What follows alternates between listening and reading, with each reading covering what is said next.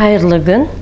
Бүгін мен сіздерге қазақ халқының салт дәстүрі бойынша бесікке бөлу рәсімін ұсынбақшымын.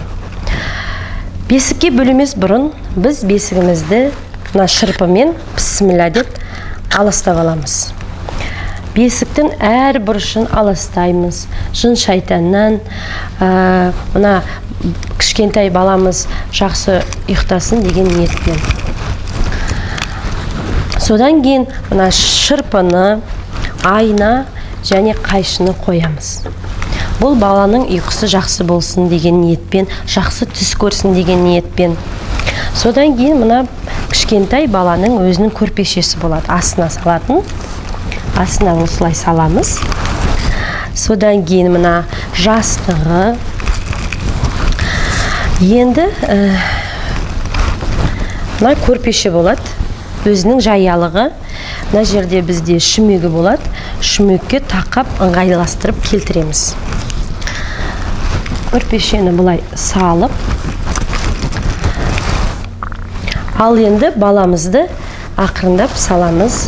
Бісміллә деп баламызды алып, мына шүмекке келтіріп, мына жерге шүмекті орналастырамыз. Аяғы түзу болу үшін аяғын осылай ораймыз. Ең бірінші аяқ жағын ораймыз.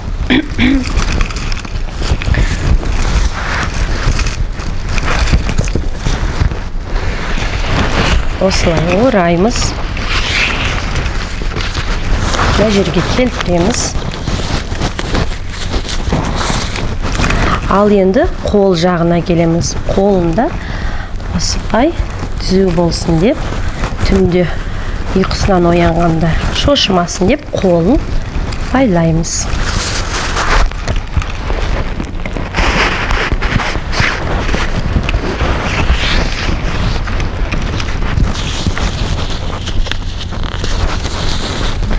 Байлап болған соң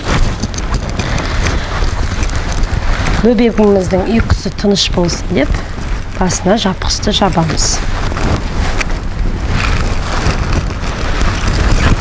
Аяқ жағына да осылай жабамыз. Ал енді бөпемізге бесік жырын айтамыз. Ұйқысы тәтті болсын деп. Әл бөпем, ақ бесікке жат бөпем, жылама бөпем, жылама, жілік шағып берейін, байқұтының құйрығын жіпке тағы берейін.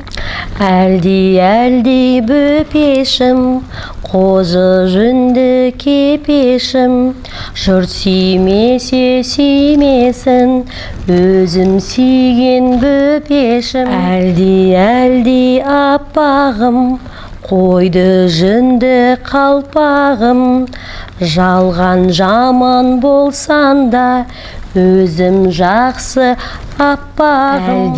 Әлди ақ бөпем, ақ бесікке жат бөпем, қонақ келсе қой бөпем, қуырдаққа той бөпем.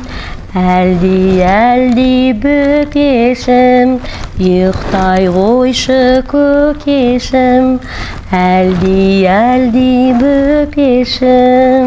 Осылай баламызды бесікке бөлеп бесік жырын жырладық.